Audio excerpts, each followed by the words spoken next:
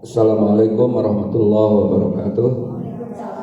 Bismillah, alhamdulillah, wassalatu wassalamu ala rasulillah wa ala alihi wa ashabihi wa mawalah, amma ba'du.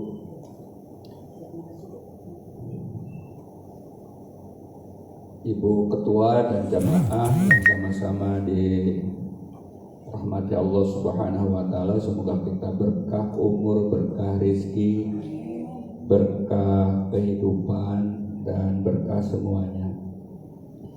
Sebelum pengajian disampaikan, ada beberapa pertanyaan dari teman-teman kita, dari jamaah, termasuk Majelis Taklim Al-Huda, ibu-ibu.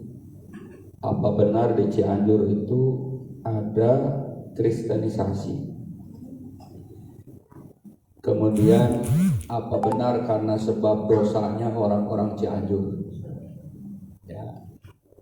Kemudian ada lagi beda ujian sama azab. Tiga ini menghiasi grup-grup WhatsApp, tidak hanya Majelis Taklim kita, tapi hampir di semua grup WhatsApp beredar. Kemudian ada yang bertanya apakah MDA mengadakan donasi ke Cianjur. Itu tambahan ya. Kebetulan saya sama Bu Hajaida baru pulang dari Cianjur, lihat lokasi, tapi yang di pinggir-pinggir jalan saja. Itu yang pertama. Yang kedua, insya Allah ke Cianjur lagi hari Selasa tanggal 6 Desember. Karena saya besok sampai Minggu ada di Garut untuk ngisi pengajian pesantren kita di sana, sama ada undangan pernikahan anak MDA di sana. Kristenisasi ini yang selalu dilontarkan di medsos sekarang ini. Saya baca di forum Kemenag Sukabumi, Cianjur, ternyata gambar dan video itu yang diedarkan itu jauh tahun sebelum tahun 2022. Ya. Ada mengatakan 18, ada yang 17. Yang jelas itu bukan foto atau video saat ini. Ya Bu ya. Yang kedua, memang ada masyarakat sana yang agama Kristen dari dulu, bukan dari sekarang. Di Garut juga ada. Ya, di mana-mana juga ada. Bahkan Kampung Sawah Pondok Gede itu gereja itu sudah ada di masyarakat Betawi, gitu ya. Oleh karenanya ini adalah berita hoax untuk menghalangi umat Islam berdonasi. Pada intinya itu. Yang kedua, tentunya orang masyarakat Cianjur sangat sakit hati ya dengan perkataan itu, karena dosanya orang-orang Cianjur gitu.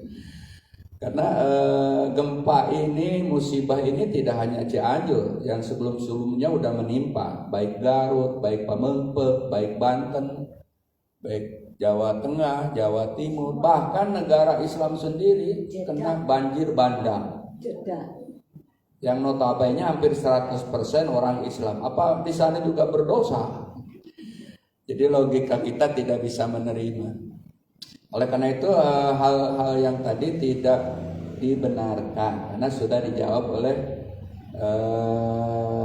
instansi yang memang ada kaitannya. Kemudian yang kedua, antara azab dan dosa. Di surah Al-Insan ayat 2 Allah Subhanahu wa taala berfirman, ahasiban nas ayutsraku ayyaqulu amanna wa hum la yuftanun. Apakah manusia mengira kami yang mengatakan beriman kemudian dibiarkan tidak diuji? Sungguh nyata orang-orang sebelum kalian pun oleh Allah diuji untuk mengetahui siapa yang benar-benar beriman dan siapa yang kufur. Jadi berdasarkan ayat ini gempa di Cianjur itu bagi orang yang beriman ujian untuk menaikkan kadar imannya. Bagi mereka yang berdosa ini adalah siksa. Nah cuma masalahnya sekarang orang itu kan to the point karena dosa-dosanya orang Cianjur. Apakah orang Pondok Bambu nggak berdosa? Nah ini masalahnya. Apakah orang Pondok Bambu 100% original tidak berdosa? Manusia selalu berdosa. Nah itu manusia antara hilaf dan salah. Jadi yang to the point orang Cianjur berdosa itu salah. Sangat keliru. Tidak. Bagi orang yang beriman itu adalah ujian, bagi yang mereka melakukan dosa itu adalah siksa. Oleh karena itu kita mengatakannya yang benar, semoga ini adalah ujian dari Allah untuk menyadarkan kita semua, bukan orang hanya Cianjur, untuk kembali kepada Allah. Itu ya Bu ya, karena Garut juga pernah banjir, Pamempek, baik di Sukawening, ya, yang merapat ke Cibatu, di mana-mana. Gunung meletus di mana? Di Jawa yang kemarin tuh. Ya orang tuh ngomong seenaknya aja zaman sekarang. Ya. Malah pikiran saya itu kenapa nggak puncak aja sekalian yang banyak pila-pilanya gitu. Kok itu aman sih? Nah itu juga salah. Kita udah sujon sama pila-pila Cipuncak ya, kita nggak tahu apa yang dilakukan mereka, tidak boleh menuduh. Cuma kira-kira pantasnya mah puncak aja gitu ya, daripada orang Cianjur yang masyarakat notabene orang-orang miskin, yang kesehariannya juga rajin ngaji. Gitu. Nah, jadi menyudutkan karena dosa toh orang Cianjur salah besar.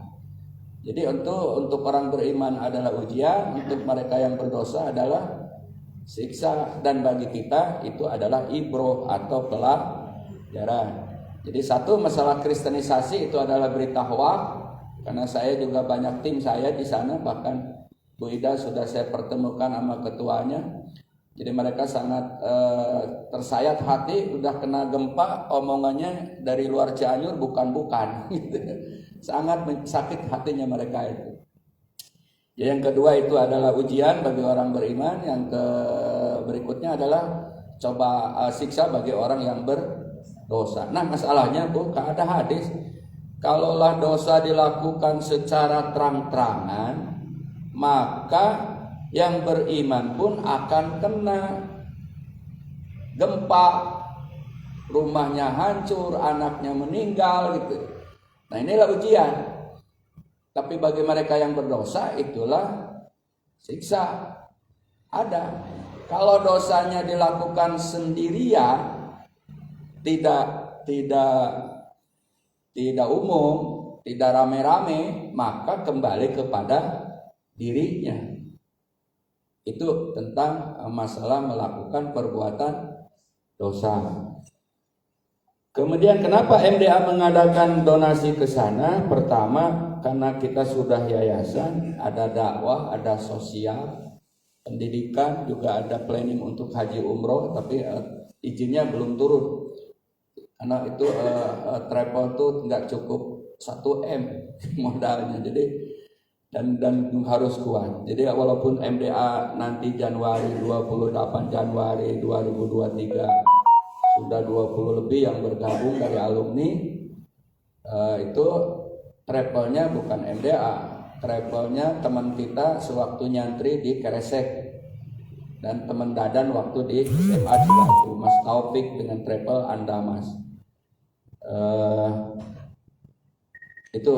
Nah, kedua ada dorongan dari teman-teman kita yang di Hong Kong, terutama Teh Neneng Saribanon. Mbak, coba melalui MDA saya bantu nyari dana di Hong Kong, karena kita sendiri sudah cukup malu lah nyari dana dari mulai pembangunan itu sudah terlalu banyak. Tapi dengan berkaitan ini kita ada landasan. Oh, Yayasan MDA memang ada sisi sosialnya yang berkaitan dengan Kementerian Sosial gitu. Jadi harus jalan juga walaupun besar kecilnya, karena kan yayasan kan dinilai aktif apa tidak gitu. Nah saya pengennya aktif.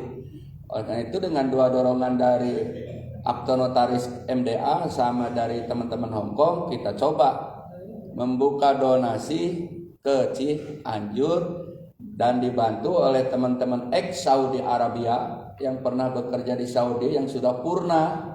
Ya Bu Betty udah saya pertemukan di Pandanwangi waktu itu, Bu Hajah Ida juga sudah bertemu di Pandanwangi Cianjur. Oleh karena itu kemarin datang ke posko langsung kepada ketuanya, insya Allah MDA akan melalui posko Sarbu Musi Cianjur.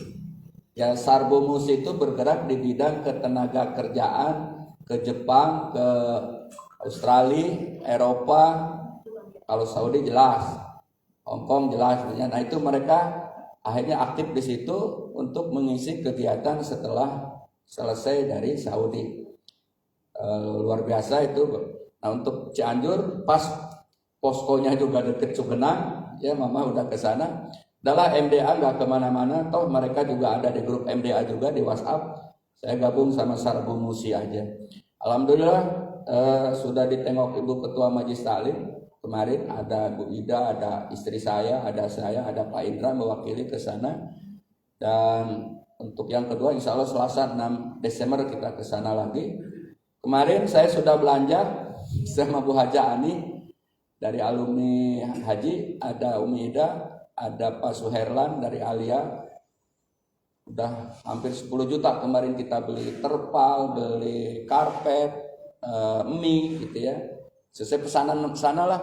Kemudian obat-obatan sudah saya belikan sesuai uang yang telah masuk sampai hari kemarin. Dan itu sudah close. Dananya sudah dikeluarkan semua artinya. Ya kita tidak muluk-muluk Bu. Yang penting ada rasa empati terhadap saudara-saudara kita. Karena saya baru nulis di rumah sebelum pengajian. Sudah di-share di MDA bahwa ada ibadah itu, maaf ya, kesini dulu. Ada ibadah yang berkaitan dengan pribadi, ada ibadah yang berkaitan dengan umum. Atau kesalehan pribadi, ada kesalehan sosial. Dalam ibadahnya ada ibadah personal, kemudian ada ibadah muta'adiyah bahasa Arabnya.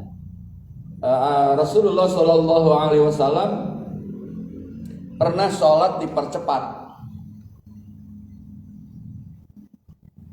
Biasanya Rasulullah tidak. Kemudian sahabat bertanya, kenapa ya Rasulullah hari ini sholatnya sangat dipercepat? Kata Nabi, tadi saya dengar ada anak kecil nangis. Nah, takut ibunya dan jamaah lain terganggu, maka sholat saya dipercepat, kata Nabi. Selain itu juga pernah Rasulullah terlambat melaksanakan sholat asar gara-gara mendamaikan dua suku yang berantem. Didamaikan dulu, akhirnya sholatnya terlambat. Nah dalam riwayat ini menggambarkan ada ibadah yang bersifat pribadi, ada ibadah yang bersifat umum. Memaknakan juga kesalehan individu dan kesalehan sosial. Dua-duanya harus dijalankan dengan benar. Tidak hanya pribadinya saja tahajud, rajin, sholat 5 waktu, rajin, umroh, sering, haji tiap tahun, gitu ya. Ini adalah kesolehan individu. Ini adalah kesolehan ritual secara individu. Dan dengan kisah tadi bahwa Rasulullah mempercepat sholatnya, kasihan ibu dan jamaah takut terganggu, berarti di sini Rasulullah ada unsur mementingkan bersifat umum. Inilah kesalehan sosial. Itu ya Bu. Ketika Rasulullah terlambat sholat karena mendamaikan orang yang berantem, berarti antara kesalahan individu dan kesalehan umum. Ya, karena kalau dibiarkan orang berantem juga akan mengganggu kepada sistem kesosialan dan kemasyarakatan. Ini yang dilakukan oleh Rasulullah Shallallahu Alaihi Wasallam. Sekarang kita umroh bolak-balik, haji bolak-balik, tetangga kelaparan. Kita bisa jawab sendiri kan Bu ya.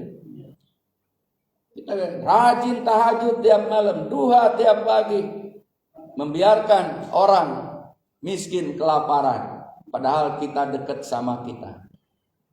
Nah, oleh karena itu kata Allah di surah Al-Imran, "Dzuribat 'alaihimudz dzillah ainama suqifu illa bihablim minallah wa hablim minanas." Akan ditimpakan kehinaan. Kehinaan bukan hanya miskin, tetapi mungkin harga diri enggak ada, ya, harga diri hancur, masyarakat menilainya dia hina. Kecuali orang yang menjalin hubungan baik dengan Allah dan menjalin hubungan baik dengan sesama. Hablum minallah, hablum minanas. Ketika Allah menjelaskan ini tidak minal Islam, tidak minal mukmin. Jalinlah hubungan baik dengan Allah dan sesama orang seagama, enggak. Tapi minanas. Minanas itu adalah umum. Ada Islam, ada Kristen. Nah, oleh karena itu apa yang telah diajarkan oleh Rasulullah menandakan juga ajaran Islam yang universal, artinya yang rahmatan lil alamin. Maka dengan berdasarkan ini, bagi kita apakah materi, apakah doa, apakah empati, itu paling tidak ada unsur 3 lah ketika melihat gempa Cianjur itu. Tong hare-hare, kembali ada orang Cianjur aing mantep. Tata lain jelema mukmin kitu teh Bu. Enggak ada imannya sebetulnya yang begitu tuh. Ya, tong hare-hare teh diam-diam bae. Malah ada berita hoax dipercaya. Tuh ya. Ya ada berita hoax malah dipercaya. Udah enggak usah nyumbang, orang sono kan apaan kalau jadi pada Kristen. Nah, itu terpengaruh. Oleh karena itu harus ada rasa empati. Paling tidak doa, syukur-syukur yang punya materi, ayo berikan. Bukan besar atau kecilnya. Presiden Jokowi sudah 2 kali ke sana. Gubernur Jabar hampir tiap hari. Semua partai politik sudah ke sana. Saya kemarin ketemu Cak Imin, cuma Cak Iminnya mabur di mobil, kita di mobil juga sehingga ketemu. Ya, saya tidak melihat politik di situ Bu. Orang silakan aja berbuat baik, terlepas dari politik tidaknya. Karena kasihan orang Cianjur memang sangat membutuhkan bantuan. Ibu lihat gak pekuburan massal bayi, pekuburan massal anak-anak. Kita kan gak lihat.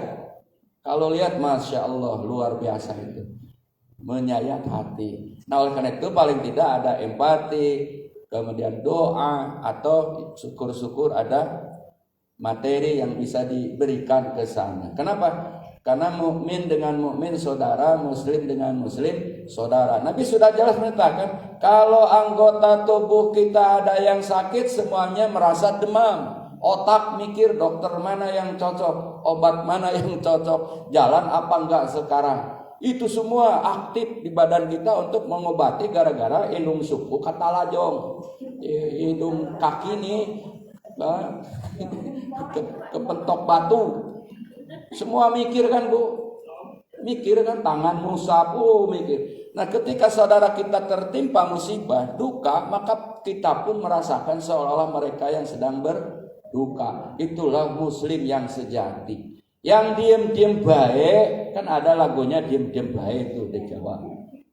Diam-diam baik, doa kagak, empati kagak, boro-boro harta. Kalau dikasih 1.025.000 mending beli channel di pasar Pondok Bambu, seger musim panas begini mah.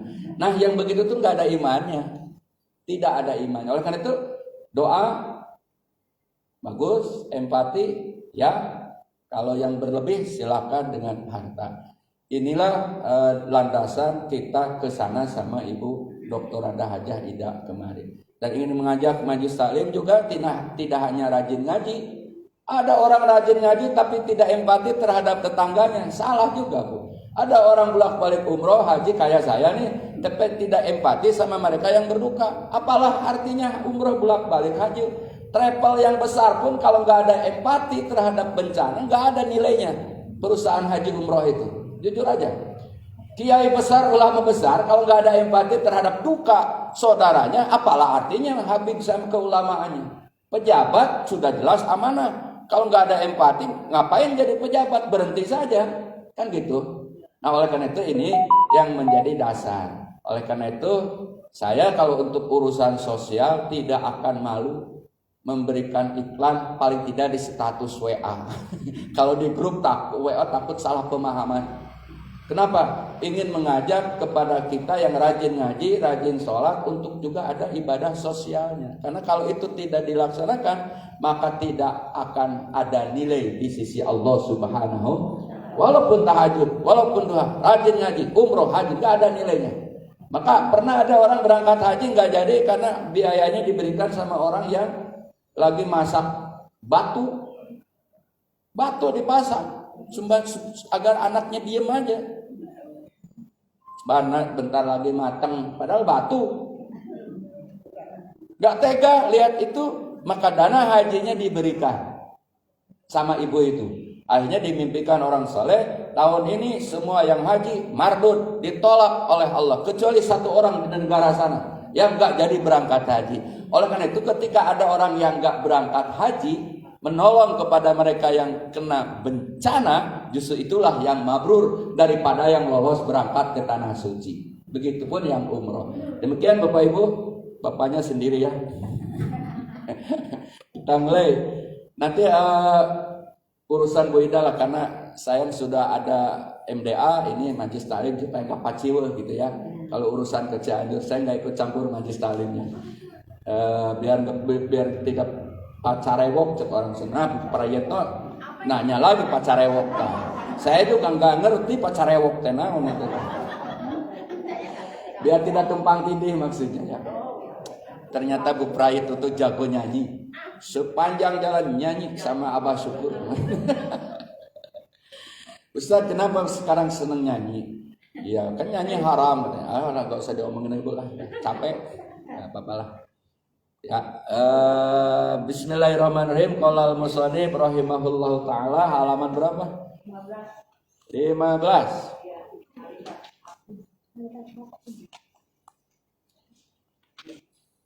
Ada bahana? Bahana belum datang ya? Oh. Halaman 15.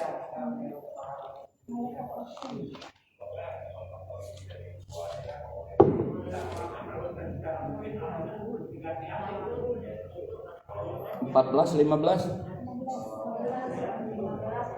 Oke, subhanaka Allahumma wa bihamdika ma a'dhamaka wa ahlamaka antallah la ilaha ghairuka antal akbar wal khalqu kulluhum laka raji'un.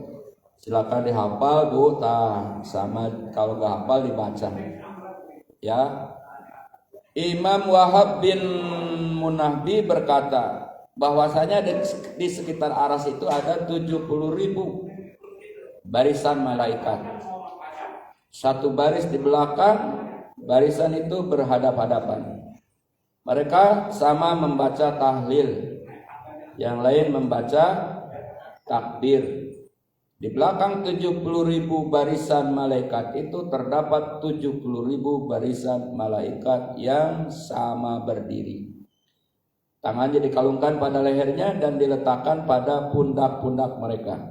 Apabila mereka mendengar bacaan takbir dan tahlil, para malaikat yang sedang tawaf tadi dengan mengeraskan suaranya mereka mengucapkan Subhanaka Allahumma wa bihamdika ma'a'dhamaka wa ahlamaka antallah la ilaha ghairuka antal akbar wal khalqu kulluhum laka raji'un. Subhanaka maha suci Allah, Allahumma ya Allah, wa bihamdika dan pujian untukmu ya Allah, ma'a'dhamaka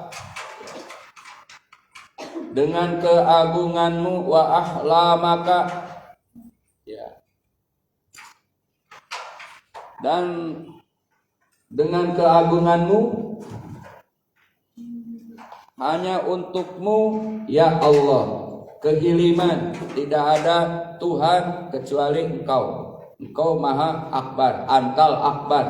Wal khalqu kulluhum, dan makhluk kulluhum semuanya laka kepadamu rajiun kembali. Wal khalqu kulluhum laka rajiun. Wal khalqu, dan makhluk kulluhum semuanya laka kepadamu rajiun kembali. Itu ada di ujung Bu intinya. Wal khalqu kulluhum laka rajiun. Semua makhluk itu akan kembali kepada Allah. Termasuk yang kemarin kita cerita ada malak Israel.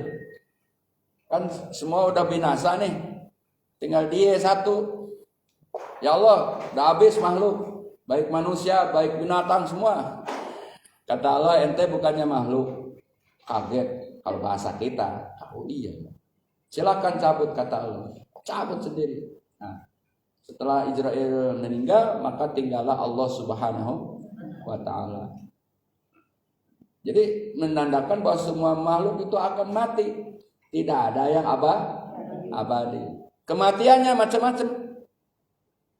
Kalau di manusia ada yang musibah, ada yang jatuh di pesawat, macam-macam. Kematian kita ini kan macam-macam nanti. Ada yang sakit dulu, ada yang nggak sakit, ada yang lagi jalan sampai rumah lemas meninggal, ada yang tahunan di rumah sakit nggak ninggal. Itu kenyataan yang nyata. Tapi pada intinya semuanya akan mengalami kematian. Nah, termasuk malak Israel itu sendiri.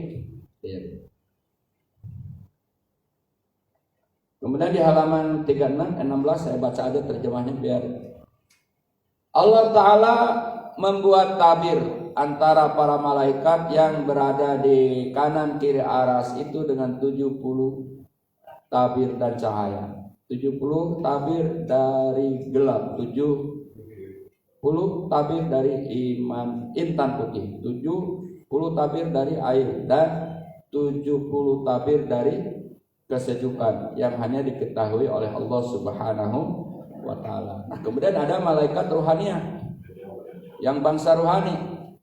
Mereka berada di bumi putih seperti mamer. Luasnya seluas perjalanan matahari 40 hari.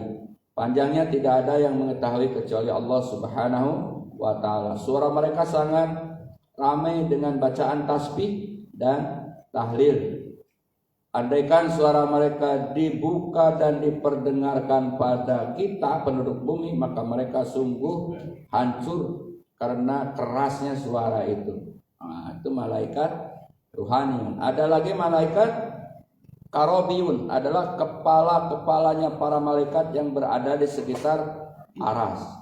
Ada lagi malaikat saparoh, yaitu para malaikat yang menjadi penghubung antara Allah dengan para nabi dan orang-orang saleh. Mereka inilah yang menyampaikan perintah-perintah Allah melalui wahyu, ilham, dan mimpi, yakni kepada para nabi dan orang-orang saleh. Mereka juga sebagai penghubung antara Allah dengan para malaikatnya, mendatangkan bukti ciptaan Allah. Kalau wahyu untuk para nabi ya Bu. Jadi kalau jangan salah ngomong, wahyu itu untuk para nabi, mukjizat juga untuk para nabi. Kalau ke bawahnya ilham atau mimpi. Jadi mimpi itu ada yang benar, ada yang ya sekedar bayangan. Saya tuh terbangun kemarin apa kapan? Gara-gara mimpi mobil saya hilang. Bangun loh Bu. Sok, oh mimpi. Saya lihat mobil ada. Karena dari siang kan kelayang-kelayang baik gitu. Malam nggak bisa tidur juga. Kenapa udah capek nggak bisa tidur gitu ya. Akhirnya mimpi yang kayak begitu. Berarti mimpi saya nggak benar. Mungkin lupa nggak baca doa. Ya. Saya cerita teman-teman Ustaz, bagaimana caranya menghindar dari kejaran macan. Emang kenapa? Waktu nyantri ini nggak ada cerita bohong. Oh, ada orang dikejar macan, akhirnya ada pohon, ya, naik ke pohon, di atas pohon ada ular gede, ke bawah macan, di luhur ular. Gimana cara turunnya? Kata saya bangun aja, orang mimpi. Oh bener. bangun aja orang mimpi. Iya benar. Nggak bisa karena saya kan dongeng-dongeng gitu mah pengalaman. Dia mau nipu saya nggak bisa. Udah dapat angin cerita itu. Ibu pernah nggak mimpi? Ingat ke anak yang satu nih, yang di mana gitu? Kan kebawa mimpi kan? Nah itu karena perasaan hanyut. Iya. Khawatir sama suami nikah lagi, mimpi kita tuh sampai pagi-paginya nangis, hanyut, terbawa hanyut. Ya, jadi banyak mimpi kita mah mimpi yang nggak benar atau mimpi karena capek atau karena ada hal yang selalu dipikirkan. Nah, kalau mimpi yang benar bagaimana? Mimpi yang benar kadang-kadang kita nggak ngapa-ngapain atau mungkin habis sholat hajat atau istikharah, kemudian ada kabar. Nah kabarnya di mimpi juga nggak terlalu kayak ekstrim kayak tadi. Kalau pilihan dua, kira-kira hati itu kuatnya ke nomor 2. Nomor 1 ada sih, tapi kuatnya ke nomor 2. Nah itu konsultasikan ke orang alim. Oh itu pilihan Allah untuk dipilih yang nomor 2. Padahal kita cinta sama yang nomor 1, pingin banget yang nomor 1 umpama. Nah itu kadang lewat dari mimpi atau ketemu guru kita, ketemu orang tua kita, tiba-tiba kita lagi bingung banyak masalah, ketemu guru, berikan nasihat sabar. Nah, itu mungkin bisa mimpi yang benar. Itu tabir daripada mimpi. Kalau ilham apa, Bu? Semacam firasat ilham itu. Firasat. Firasat apa ya? Ya firasat. Dan ini perasaan yang hampir benar gitu kan. Oh pantas ya. Oh iya ya. Oh iya. Tapi iya oh iya itu udahnya. Bukan sebelum kejadian dipastikan kamu pasti. Itu bukan. Itu laknat namanya, laknat ngelaknatin orang ya itu jangan. Nah ini kepada umum, tidak hanya kepada para nabi. Jadi para nabi dapat wahyu, ada yang langsung, ada yang mimpi, ada yang lewat suara kayak kuda lari, angin besar ketika malak Jibril mau datang. Nah, itu malaikat saparoh, ada malaikat karobiun, ada malaikat ruhani. Jadi di kitab ini kita diajak untuk mengenal malaikat. Yang keenam ada malaikat hafadzah, yaitu malaikat yang menjaga dan mengawal setiap orang. Bu Sri ada, di Bu Holil ada, di saya ada, di Bu Betty ada, di Bu Giat ada, di Bu Praid ada, di Bu Jul ada, semua ada malaikat hafadzah. Hafadzah itu menjaga, Bu. Uy, lagi ngaji, uy. Ada malaikat hafadzah. Kakek saya cerita dulu, Bu, ini kakek. Gak ada di kitab. Orang rek cilaka, Bu Prayit yang protes dulu ya. Kita bahasa Sunda dulu. Orang rek cilaka cenah tadi rek kata lojong. Alhamdulillah eta katahan ku tangkal kai nu hiji di pinggir jalan. Tadi saya mau jatuh karena licin, untung ada pohon. Jadi enggak jadi jatuh. Nah, ini secara ininya itu dijaga oleh malaikat hafadzah. Ya, gitu. Ada bayi kok enggak mati ya? Orang lain ke kubur, kok dia enggak? Nah, dijaga malaikat hafadzah. Itu, Bu. Jadi ibu amalan atau tidak amalan ada. Karena amalan yang terbesar bagi kita adalah sholat. Sholat yang 5 waktu itu sudah merupakan amalan untuk keselamatan, untuk kesehatan, keamanan. Itu sudah menjadi penjaga. Walaupun kita tidak zikir kalau orang lain punya amalan khusus itu. Insya Allah dengan sholat 5 waktu itu menjadi perlindungan buat kita. Oh tiba-tiba kita tertolong, itu malaikat hafal. Ada hadis Nabi Muhammad Al-Khudri berkata, Anna Utsman bin Affan radhiyallahu anhu sa'alan Nabiyyu sallallahu alaihi wasallam kam min malaki 'alal insan. Bahwasanya Sayyidina Utsman bin Affan semoga Allah meridhoinya sa'ala bertanya an-Nabi kepada Nabi sallallahu alaihi wasallam kam min malaki 'alal insan. Utawi piro kabehe malak untuk manusia. Seberapa jumlahnya malak yang menjaga manusia? Faqala isruna malakan, ada 20 malaikat. Minhum, sebagian mereka, malakun an yaminika, ada di sebelah kanan kita. Allah hasanatika, kalau kita melakukan kebaikan ya Bu, mereka yang di kanan itu mengucapkan amin. Saya menyumbangnya ke Cianjur umpama contoh, bukan gara-gara ada Bu Ida program itu, enggak. Ini contoh yang tepat, akurat, aktual, cocok. Mereka amin. Nah, kata guru saya, kalau diaminkan malaikat kita harus berbangga hati. Malaikat yang dekat sama Allah. Tuh. Wa idza amilta sayyi'ah, jika kita melakukan keburukan, qalal ladzi ala sima, maka yang di kiri kita nih, berarti yang di kiri mencatat amal buruk kita. Lil ladzina 'alal yamin uktub wa yaqulu da'hu sab'a sa'atin la'allahu yatub.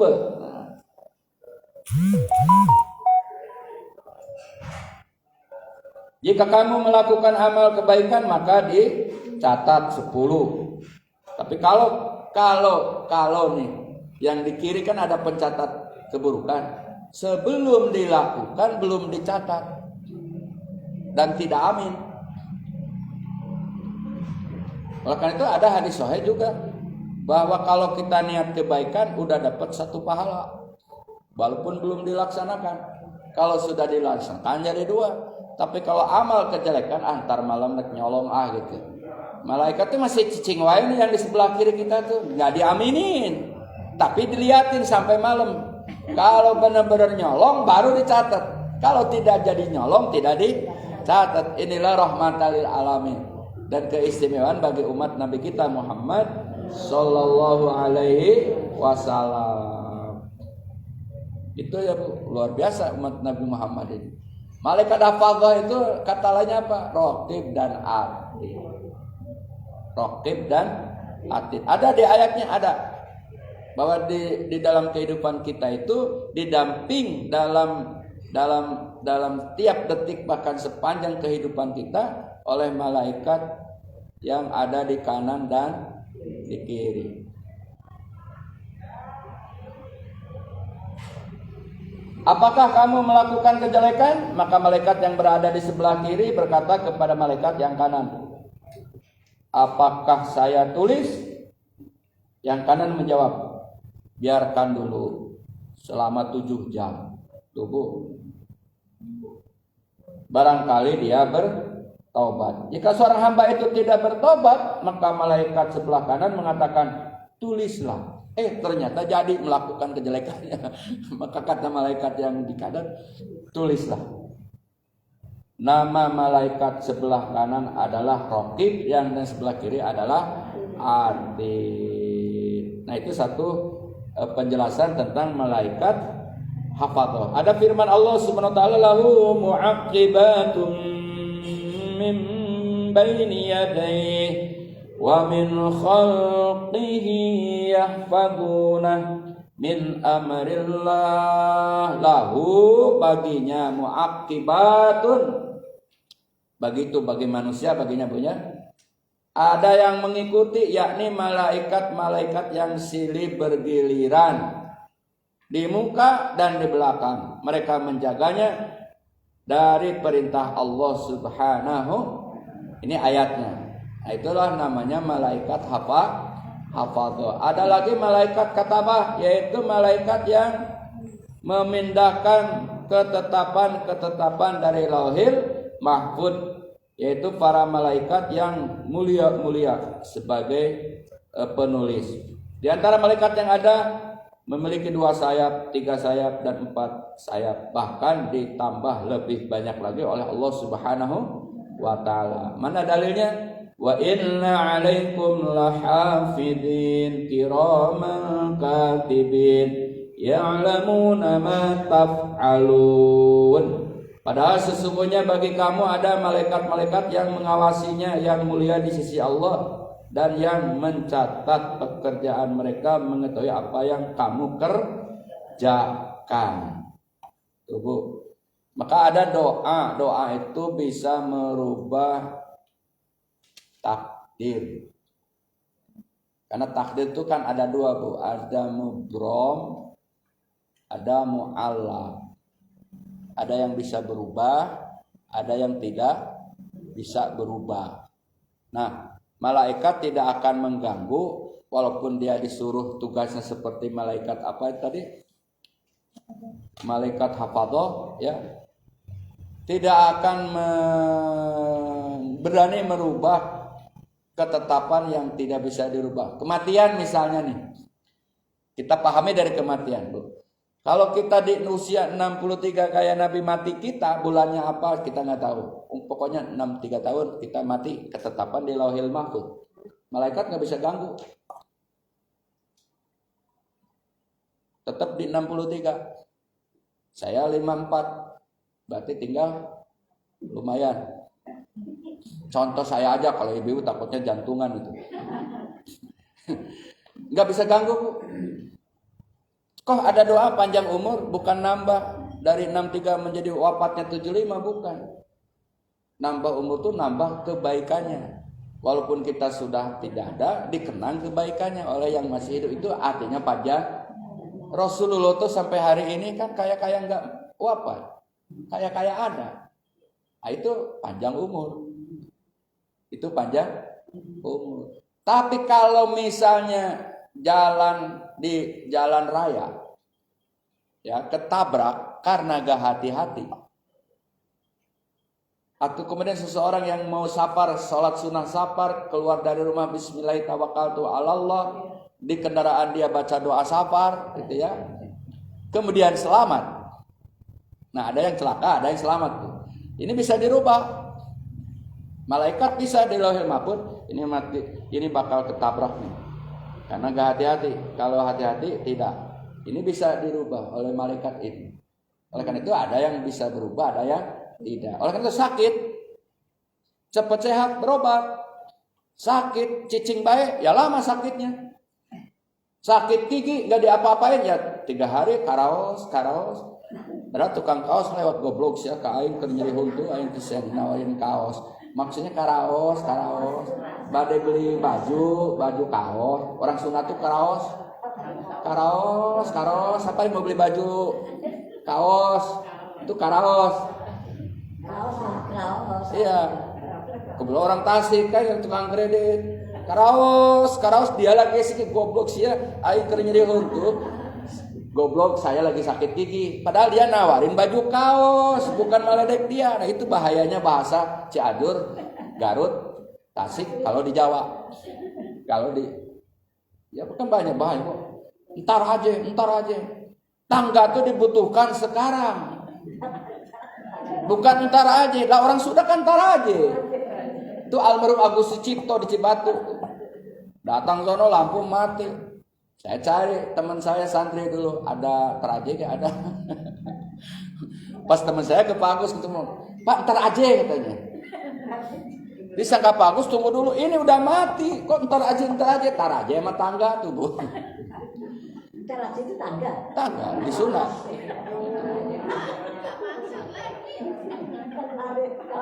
Jadi ngaco ya. Nanti saja dulu. Ya itu tar aja, cuma kan digayain Betawi tar aja. Kan Sunda juga ntar aja kalau itu. Orang Sunda ntar aja kan nanti dulu.